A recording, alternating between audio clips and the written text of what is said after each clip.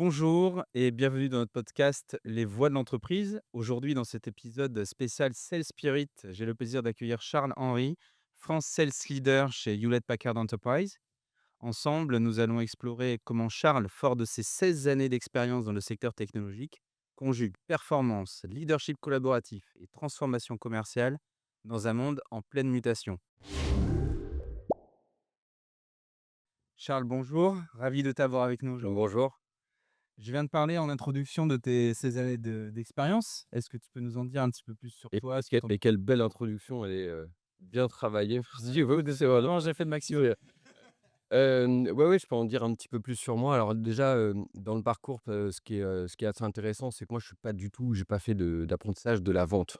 Moi, à la base, j'ai un diplôme d'ingé IT et effectivement, ça fait 16 ans que, donc je suis dans le métier de l'IT, chez, HPE, Hewlett Packard Enterprise, avec un parcours à la fois de consultant, puis d'avant-vente, puis de vente. Après j'ai pris des rôles de management, d'abord dans le consulting, hein. Il y a de Dans toute cette expérience, il y a à peu près 10 ans dans la partie consulting de HPE, et ensuite en tant que, leader de division. Donc en gros, la gestion complète d'un business avec, son PNL, ses people et cetera, sur un peu tous les pans de l'entreprise finalement, le matériel, puis les services. Et effectivement, depuis le 1er mai, j'ai repris, donc la direction des ventes. Au milieu de ce parcours, j'ai fait un executive MBA chez HEC, ce qui était important pour moi, déjà pour, avoir un peu d'ouverture vers l'extérieur et puis aussi pour, amener un complément sur des éléments de formation que j'avais pas forcément eu, dans une carrière d'ingé IT pour pouvoir me préparer sur des postes de cadre dirigeant. Donc voilà. Et puis sinon, je suis, globalement un passionné de tech, un passionné, aussi de finance, un peu tout ce qui est, Web3. J'adore, la partie startup. Enfin là, il y a plein de choses qui m'intéressent, je suis assez curieux, on va dire, dans la partie, tech, finance et puis économie. Et voilà, si je prends un petit peu, mon parcours, jusqu'à aujourd'hui. Tu viens d'endosser le rôle de France Sales Leader, donc chez HPE. J'imagine que pour toi, c'est donc une nouvelle expérience, mais est-ce que tu peux m'en dire un petit peu plus en quoi justement c'est un nouveau challenge pour toi? Ouais, alors, à vrai dire, le challenge, est pas là où je l'attendais. C'est-à-dire que quand j'ai pris le job, je me suis dit: «Bah, finalement, j'ai déjà fait moi de la vente, j'ai déjà géré des vendeurs, j'ai fait à la fois du volume, du service et de la vente valeur, en termes de solutions». Je me suis même posé la question au début: «Mais finalement, qu'est-ce que je vais apprendre?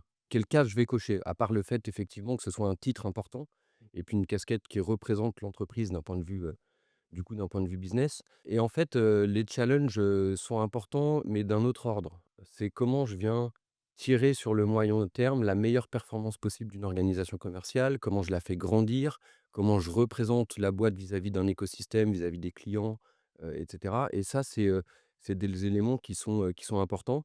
Donc voilà, surtout qu'en fait, dans ce rôle, j'ai 2 rôles, en fait. J'ai un peu 2 casquettes. Il y a une casquette hiérarchique qui est, que dans notre organisation, moi, je gère tout ce qui est, account management et industrie, donc en gros tous les responsables de compte sur tous les segments. Voilà, que l'on parle, du secteur public, des régions, des grands comptes, du privé, de la chasse et cetera.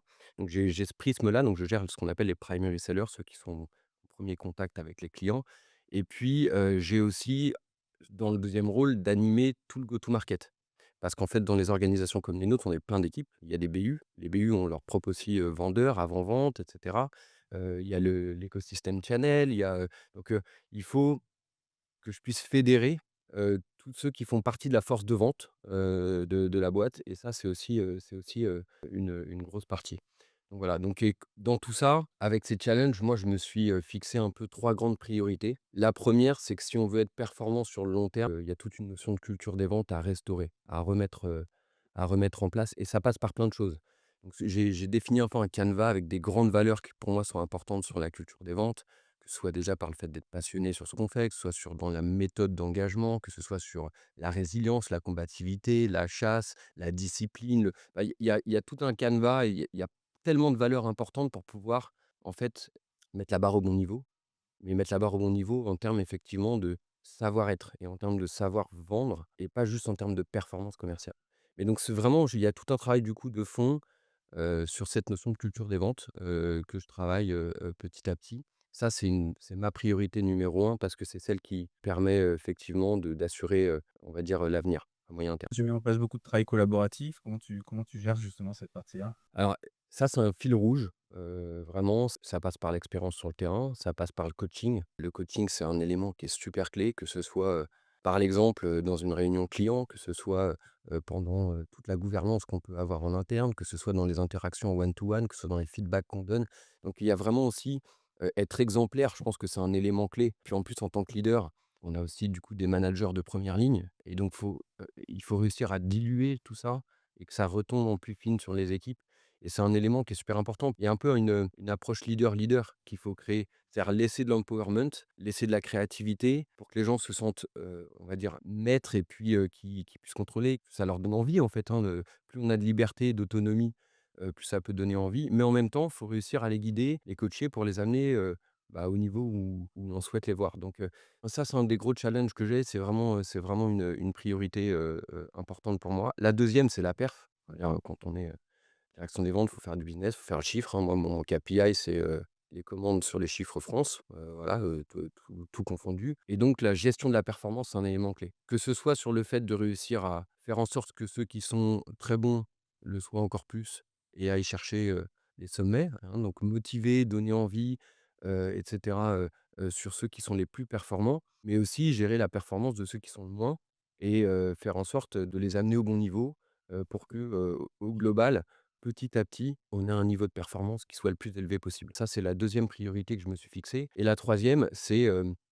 plus lié à la deuxième casquette, c'est vraiment la fédération. Dans les sociétés comme les nôtres, c'est un très, très grand groupe, c'est assez matriciel. On essaie d'ailleurs de façon de réduire, hein, le nombre de niveaux hiérarchiques, même si c'est compliqué et du coup, il y a tout un travail, effectivement sur, le collaboratif, la fédération des équipes, comment, on fait en sorte que ce soit, fluide, comment on fait en sorte d'éviter les conflits d'intérêts au sein de l'organisation, comment on fait travailler vraiment les gens, ensemble, les mains dans la main, pour un objectif commun et donc ça veut dire, faut définir cet objectif commun, faut aligner les planètes, faut et cetera et donc j'ai tout un travail aussi, là-dessus, sur la partie fédération des équipes, ouais. D'accord, donc c'est vrai que la culture de la performance qui a toujours été, finalement un peu la ligne, aussi, de d'HP. Toi, tu es obligé de la cultiver avec tes équipes, mais j'ai le sentiment qu'il y a quand même cette notion de management coach qui est, finalement, donner beaucoup de liberté à tes équipes, tout en apportant ce cadre, important. Bah, on essaye parce que, alors en plus HPE, historiquement, il y a quand même un d'ailleurs on disait le HP Way à l'époque, hein,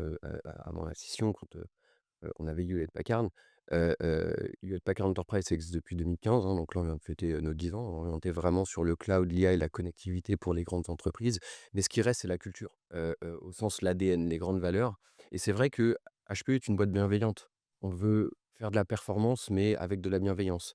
Et donc, c'est aussi, il y a tout un travail sur comment on ancre une discipline, comment on gère les différents styles de management et de leadership. Il y a des personnes avec qui il faut avoir un style de management plutôt participatif, d'autres un style de management un peu plus convictionnel, d'autres un style de management par moment un peu plus autoritaire ou délégatif.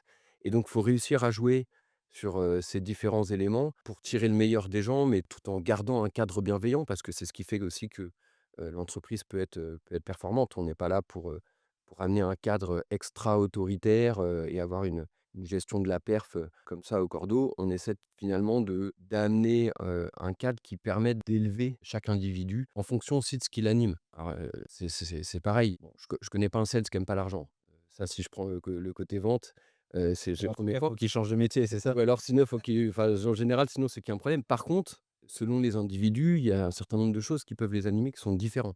Le cadre, le fait de vendre des choses qui donnent du sens. Voilà, hein, ce qu'on vend aux entreprises, c'est important aussi qu'il y ait quelque chose qui anime. La formation, la curiosité, le fait de leur amener un cadre où ils peuvent se former, s'élever, continuer d'apprendre des choses, et cetera. Donc selon les people, c'est pas les mêmes drivers et donc il faut jouer sur ces drivers. Ceux où c'est l'équilibre de vie, ceux où c'est l'argent, ceux où c'est la formation, ceux où c'est la curiosité, ceux qui ont besoin d'un cadre et d'un leadership inspirant parce qu'ils se projettent, là-dedans et donc il faut réussir à les tirer.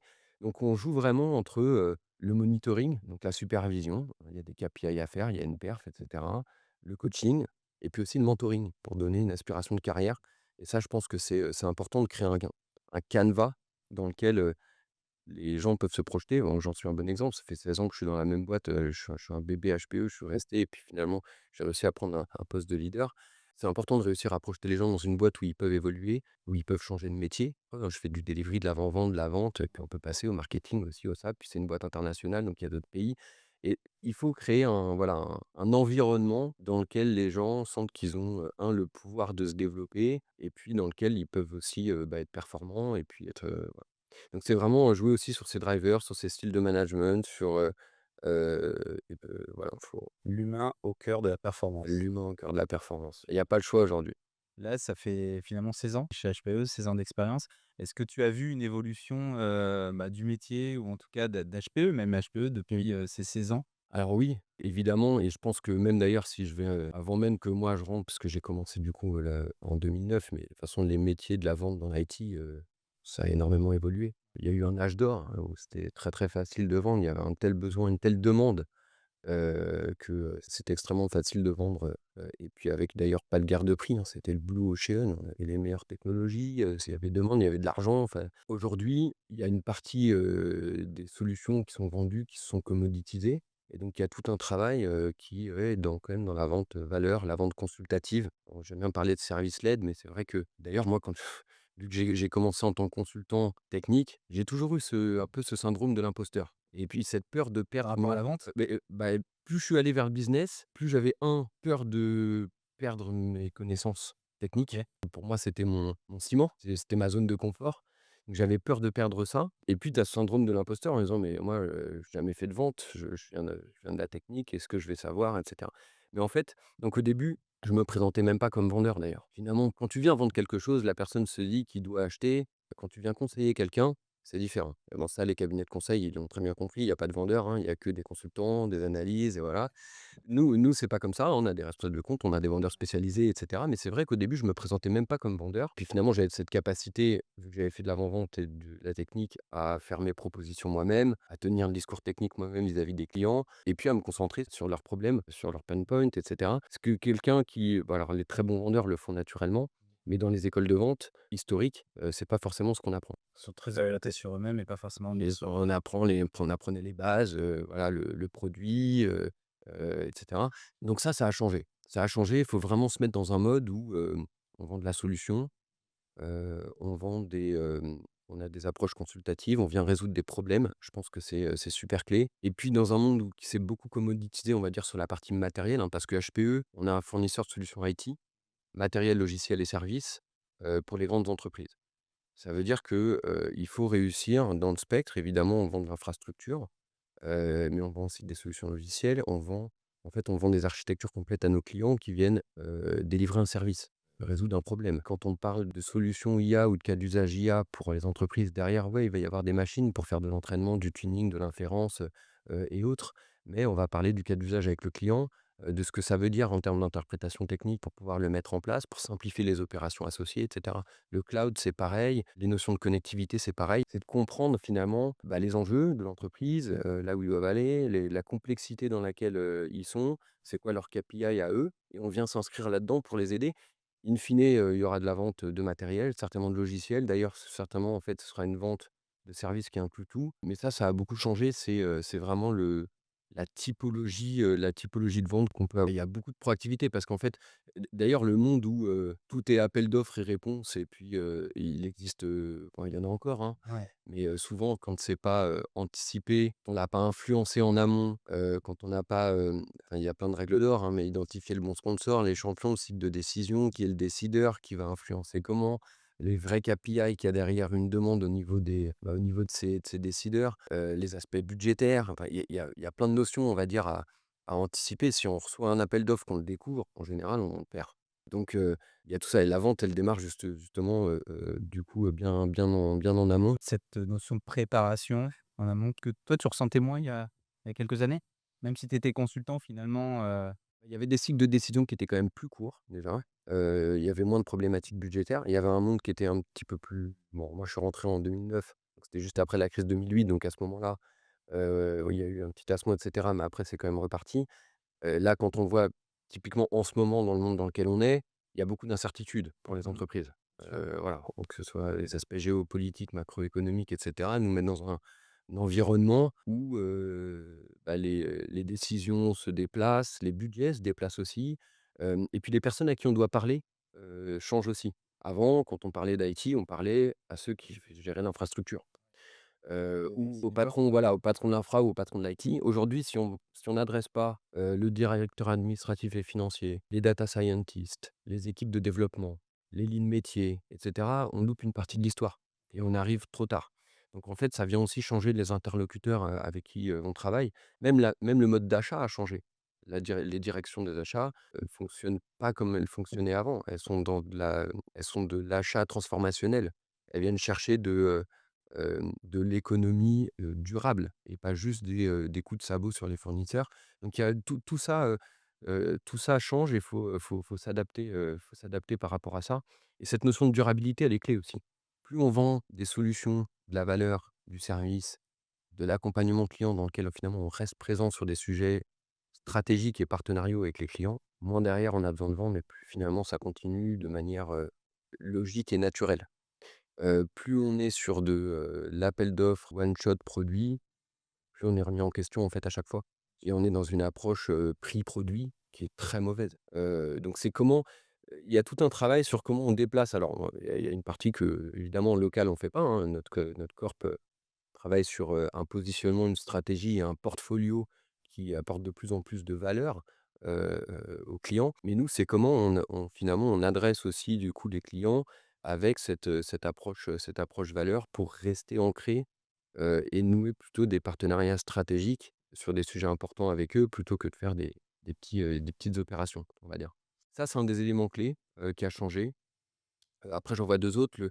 Le 2e, c'est l'écosystème. Si on veut, se développer et aller à l'échelle, on peut pas le faire seul. Moi, la vente, si on prend, HPE, évidemment, on a de l'adressage, direct client, mais en fait, on a un réseau de partenaires qui est, monumental avec des milliers de partenaires pour adresser l'ensemble de typologies clients depuis, la PME, jusqu'au grand compte.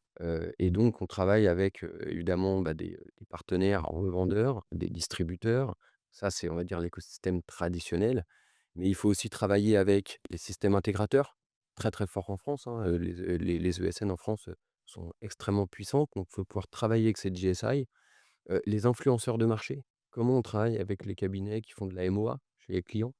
Ça, c'est clé parce que finalement, toutes les sociétés, font appel à du conseil. Voilà, parce qu'ils ont même quand ils savent, ils font appel à du conseil pour avoir un coup de tampon et dire: «Regardez, c'est bon, C'était le validé. cabinet d'analyse m'a dit la même chose, c'est vers ça qu'il faut aller», les aspects budgétaires et cetera.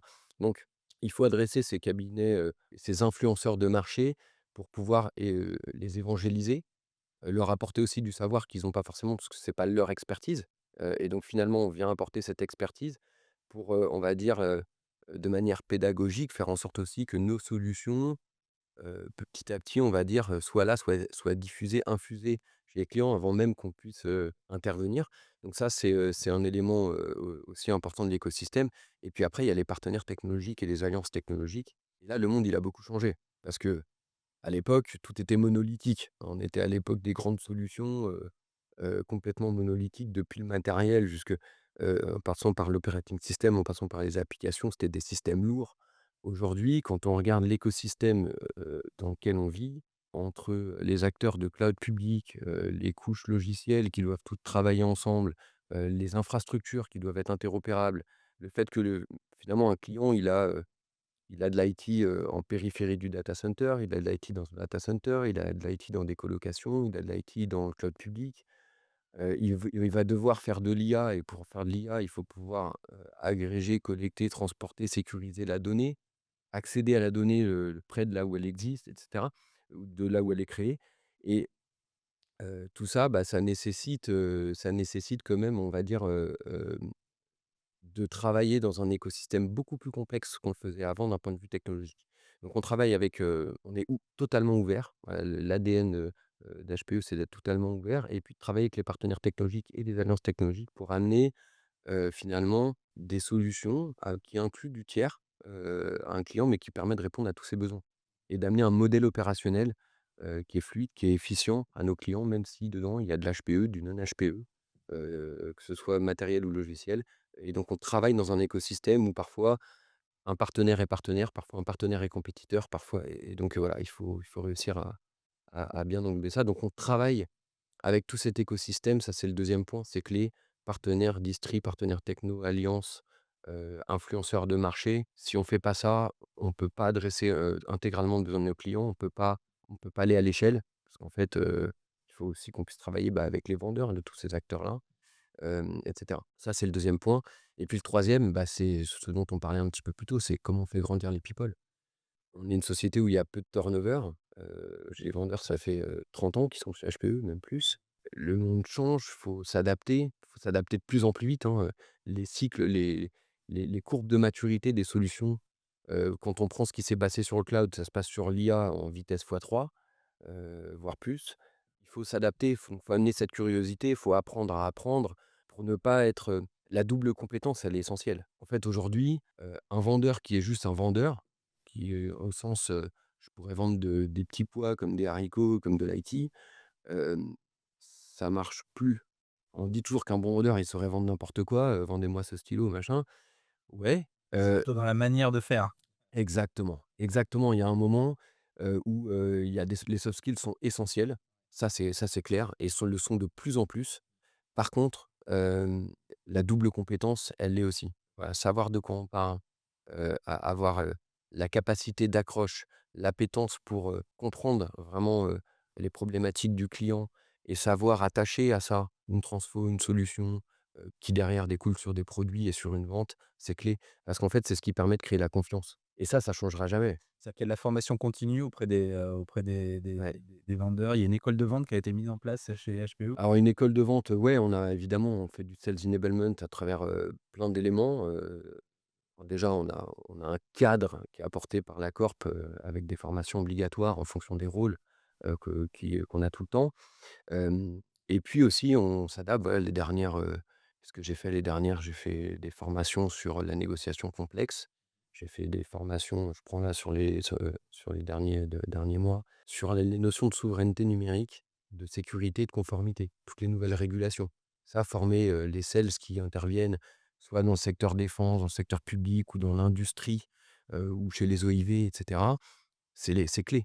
Ils ne peuvent plus évoluer, dans le monde dans lequel aujourd'hui sans connaître, finalement les différentes régulations, avoir un vernis sur la sécurité, et cetera. Donc ouais, il y a de la formation continue, à la fois technique, à la fois dans les modes de vente. Voilà, on a aussi des méthodologies, hein, sur lesquelles on travaille, et puis sur les soft skills, en permanence. Ça, c'est vraiment clé, faire grandir les people, mais surtout si on veut que ça dure, ça va tellement vite par rapport à la durée d'une carrière, Ouais. qui va être de plus en plus longue. Il faut pouvoir se renouveler et il faut pouvoir se renouveler, alors, pas forcément en changeant de carrière, mais tout simplement parce qu'en fait, ce que nos clients font dans la tech change. Donc, ça c'est un des points majeurs aussi, d'amener cette curiosité, d'amener, des fondamentaux en termes de compétences, mais aussi en termes de savoir-être, parce que c'est ce qui fait qu'un vendeur restera un bon vendeur dans le temps. Voilà. Ouais, la confiance, Ouais, générer la confiance. exactement.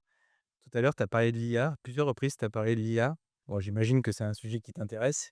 Ouais, ouais, évidemment. Enfin, comment tu vois justement l'IA, demain? Parce que c'est vrai que tout le monde en parle et en même temps, c'est un peu le flou, c'est un peu le cloud, hein, tu vois? Je trouve, l'IA justement.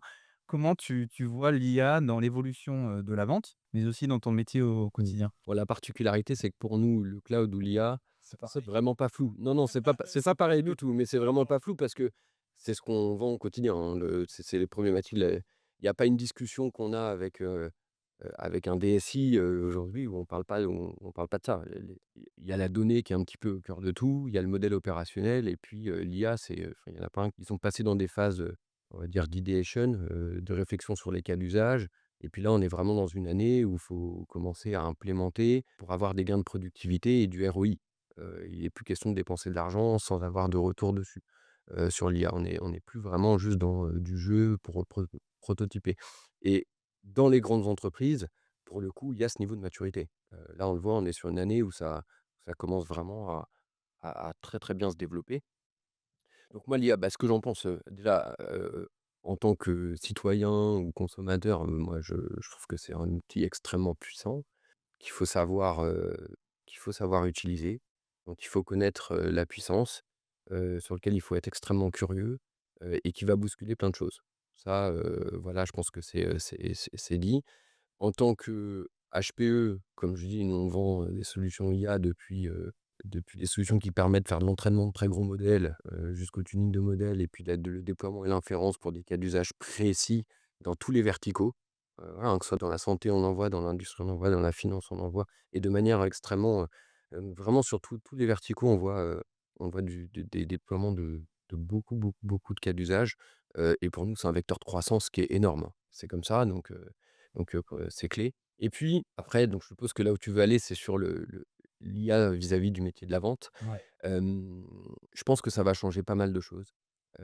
Et c'est en train, si on prend tous les CRM sont en train de se doter d'agents IA, on va dire pour que toute la partie qui peut être programmatique le soit avec le plus d'intelligence possible. Je pense que ça va bousculer d'abord de plus en plus tout ce qui est lié à l'avant-vente. Parce que finalement, il y a tout un travail qui, lorsque, bah, je prends un appel d'offres, je l'analyse, je le qualifie, j'ai toute la documentation de ce que ma boîte peut fournir, je drafte, une réponse presque, honnêtement, j'avais commencé à jouer avec, c'est quand même assez dingue déjà ce qu'on peut faire. Ça va bousculer beaucoup de choses et ça va du coup changer la valeur qu'on doit apporter, plutôt dans, la notion, bah, d'architecture, de transfo, de compréhension vraiment du problème, client.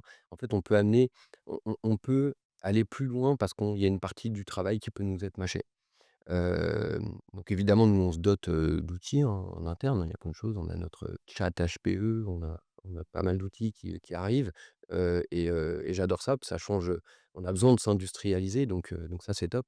Et puis en ce qui concerne la vente, c'est pareil. Je pense que, ça va nous aider sur les axes de chasse, ça va nous aider sur, le targeting, ça va nous aider sur, bah, tout ce qui est vente un peu plus programmatique, à aller beaucoup plus vite, beaucoup plus loin et de Quand manière tu aussi parles beaucoup de plus précise. quand tu parles de chasse, c'est-à-dire que tu es pour, enfin, il y a une évolution où l'IA va appeler directement les clients ou, se mettre en relation avec eux? C'est Non, qui pas dans ce qui forcément. est Par derrière? contre, l'IA va me dire que, bah, par rapport à toutes les données qu'on a, tel client, il rentre dans un cycle de rafraîchissement ou alors on a vu qu'il avait telle problématique ou tel KPI et qu'il s'exprimait dessus ou qu'il avait tel ou tel cas d'usage. Il va me mâcher potentiellement, les premiers coups de fil d'un sédentaire qui va pouvoir avoir un peu une sorte de canevas des sujets à aborder pour aller prendre le rendez-vous d'après. Heu et en fait, je pense que plus, en fait, on est sur les phases amont, plus on va pouvoir industrialiser grâce à la Gen AI. Par contre, il y a un truc que ça fera jamais, c'est le last mile. En fait, il y a un moment, l'art de convaincre, l'intimité client et le bien d'une confiance, parce que quand on s'engage sur des projets stratégiques, on fait confiance, et en fait, on donne les clés du camion, alors c'est évidemment, c'est pas tout à fait donner les clés du camion, mais il y a quand même, on s'engage avec un partenaire fournisseur. Et ça peut avoir de l'impact.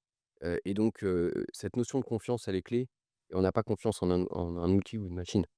On a confiance en Tu en penses des que ho ça en tu des hommes et penses des que ça femmes, peut venir ça ou pas? certainement, un jour, mais on n'y est pas.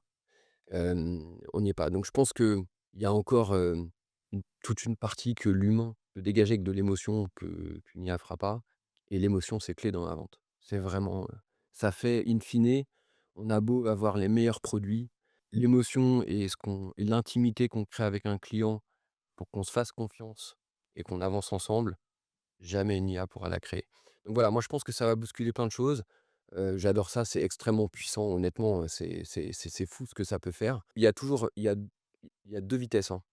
Il y a, il y a l'IA dans le monde du B2C, je pense qu'on l'utilise tous et il y a moins de contraintes. Dans le monde de l'entreprise, on fait très, très attention. Notion de conformité, l'éthique de l'IA, la sécurité. Donc évidemment, les processus, qui utilisent l'IA, qui se mettent en place dans les entreprises sont plus longs à arriver que ce qu'on voit, dans le grand public. Donc voilà, mais par contre, vraiment, ça touche tout le monde et c'est super puissant et ça apporte des gains de productivité, finalement des offres commerciales plus pertinentes, plus de vélocité. On parlait souvent de time to market et cetera. Ouais, ouais, ça apporte beaucoup de choses dans les entreprises aujourd'hui. En tout cas, aujourd'hui, c'est un vrai relais de croissance. Est-ce que tu le mets un peu en amont? Enfin, comment tu pousses l'IA toi aujourd'hui dans ton quotidien auprès de tes équipes commerciales? Est-ce que c'est quelque chose qui est un vrai sujet clé pour pouvoir gagner un peu finalement en performance commerciale? Ou est-ce que c'est quelque chose qui est pour l'instant un petit peu en parallèle, dans l'approche client? Moi, je fais en sorte que, qu'ils soient le plus curieux possible par rapport à ça. Parce que déjà, si nous, on doit le vendre d'un point de vue cas d'usage chez nos clients, il faut savoir l'utiliser et il faut être soi-même utilisateur. On vend jamais mieux quelque chose qu'on utilise déjà pour nous-mêmes, et donc c'est surtout de la curiosité. Après, il y a de la conduite du changement qui est, très, très importante, hein, quand on vient bousculer les outils ou les processus d'une entreprise. Bah, ça prend du temps, il y a de l'inertie, faut former les gens, faut casser les habitudes, et cetera. Il faut prouver l'apport que ça leur donne et donc tout ça s'ancre, petit à petit. Donc moi je les pousse surtout, ouais, à être curieux et petit à petit à embrasser les nouveaux outils qui peuvent arriver, sans qu'on force en fait. C'est une transition douce. Ces clients aujourd'hui sont en attente quand même que vous leur apportiez du conseil là-dessus, ou en tout cas un éclaircissement sur ça? Ah ouais, mais, c'est phénoménal à quel point. Et tu sens que c'est plus de la curiosité ou une vraie envie, un vrai désir d'y passer? Ça dépend des clients. Il y a des clients qui sont encore en phase de réflexion de qu'est-ce que ça peut leur apporter, et de comment mettre en place un cas d'usage et puis finalement du vrai retour sur investissement qu'ils vont avoir grâce à ce cas d'usage. Il y en a d'autres qui sont vraiment, en plein dans l'exécution et qui sont extrêmement avancés. Donc voilà. Par contre, il y a pas une discussion qui se fait sans parler d'IA. Mais tout en découle parce que quand on parle d'IA, on parle de la donnée. Quand on parle de la donnée, on parle de là où elle est située, on parle des runtime et des applications qui doivent l'utiliser et donc on parle de cloud. Le cloud, c'est un modèle opérationnel. L'IA, c'est un des workloads que l'on doit pouvoir adresser avec ce modèle opérationnel. Pour pouvoir relier tout ça, il faut de la connectivité et nous, HPE, on est sur tout ça. Donc c'est comment, je connecte, je sécurise, je transporte ma donnée, comment je gère des opérations de la manière la plus efficiente possible, d'un point de vue, à la fois coût, mais aussi, processus pour l'entreprise et comment je tire le plus de valeur possible des données que j'ai dans l'entreprise, pour avoir, des gains de productivité, et puis du ROI métier. C'est tout ce canevas et la discussion, elle est systématique chez tous nos clients. Ouais, le ROI, tu sens qu'au niveau économique, bah, finalement, l'enjeu, c'est plus d'acheter quelque chose, mais qu'il y a un retour sur investissement, justement sur tout ce qui est acquisition. Donc tu sens que finalement, il y a cette recherche de l'IA pour gagner finalement, en performance, mais aussi économiquement finalement. Ah bah, il y a du gain de productivité. Il y a plein de choses que l'entreprise faisait avec, de manière manuelle, qui peuvent être, du coup maintenant drivées par une IA. On rentre dans un monde où il y a de plus en plus on parle souvent des agents IA, je sais pas si, la partie vraiment agentique où c'est comment, potentiellement on refait des ateliers de génie logiciel, hein, donc des architectures où, un agent fait un travail, il a une entrée, une sortie, cette sortie est prise par un autre agent qui fait un autre travail et cetera et petit à petit on vient, industrialiser des processus de l'entreprise, grâce à de l'IA avec du contrôle. C'est important, hein, qu'il y ait du contrôle et qu'on garde une partie, de contrôle manuel et humain, au milieu de tout ça pour garantir un certain nombre de choses. Mais on vient petit à petit, industrialiser de plus en plus de choses. Donc il y a les gains de productivité, mais il y a aussi, le fait que ça nous permet de faire des choses qu'on ne sait même pas faire, avec nos employés. Que ce soit, sur la recherche dans la santé, que ce soit dans le secteur de la défense, dans le militaire, dans, la partie, banque d'investissement, que ce soit enfin des cas d'usage qui permettent d'aller plus loin grâce à ça. Donc c'est vraiment on a toujours les 2 pans dans la discussion. Il y a les gains de productivité qu'une entreprise peut avoir et il y a la partie, offre métier, et les bénéfices associés que ça peut apporter, aux entreprises. Merci pour ces éléments-là parce que c'est vraiment le sujet clé du moment, hein, l'IA. Bon, comme tu le sais, on arrive maintenant un peu, sur un sujet un peu plus décalé du podcast avec notre jeu de cartes. Ouais, Évidemment, je sais que tu es impatient je suis que tu impatient. préparer